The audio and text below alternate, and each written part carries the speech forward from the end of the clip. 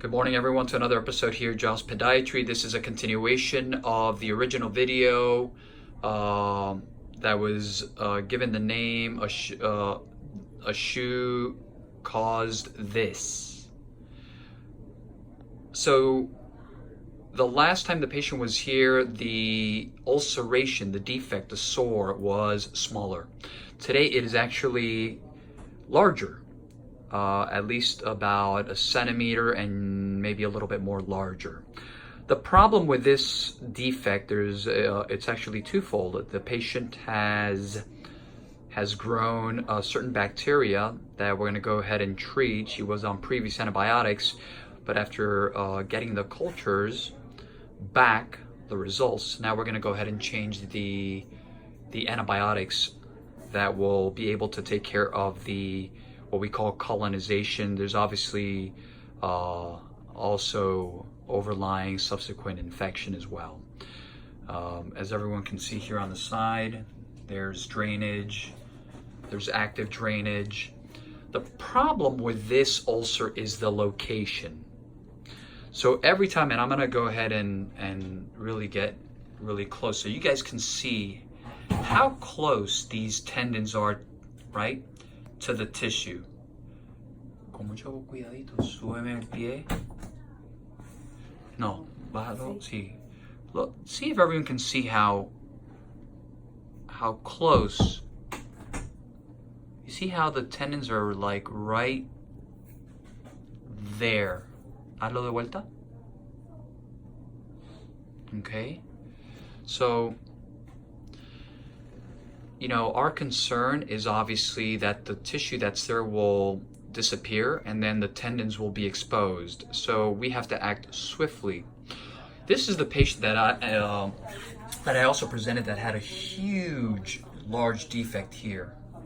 Very, very large. And what we decided to do was apply an external fixator, also known as the cage that you guys have seen.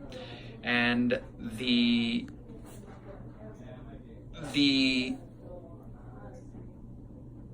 problem is, the number one problem in this situation, in this clinical scenario, is movement. This defect in particular sits right on the ankle joint, right here. Anytime that she moves her foot up and down, as everyone can see, let me just move back. Movimiento pie para arriba para abajo. Right? The ulcer moves and the edges also pull away from each other. So the problem is that this will never heal because of the location and the continuation of the patient moving. So what we're going to go ahead and do is we're going to admit the patient to the hospital. We're going to reapply the cage, also known as the external fixator, and apply a split thickness skin graft. Okay? Why are we going to do that? Because we know we know what works with this patient. We did the same thing for the huge ulcer that was here. We applied the defect. We applied the external fixator, which healed the defect. We also applied a split thickness skin graft, and it healed absolutely wonderfully. So we're going to go ahead and do the same thing for this one. Give me 1 second. Lisbeth? Rosemary?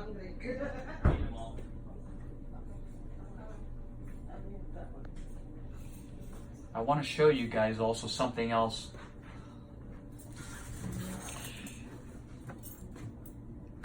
¿Me puedes enseñar donde te sacaron el? So I'm going to show you guys. Okay, I'm just gonna. Okay, so what I want to show you guys is where they took the graft, the original graft, and as excuse me, as everyone can see, it was right here. Okay, it's already healed. It looks great. And they moved this tissue right to there. So we're going to probably end up doing the same thing. We have a very dear friend of ours who's a plastic surgeon, and the patient really adores this plastic surgeon. So she already requested that he come on board the case as well. So again, this is just a continuation of the original video that we posted, I think it was about a week ago. So very important follow-up, so you guys can see exactly the addition of part of this story. And I will provide, of course, like always, the continuation. Have a wonderful day, everyone.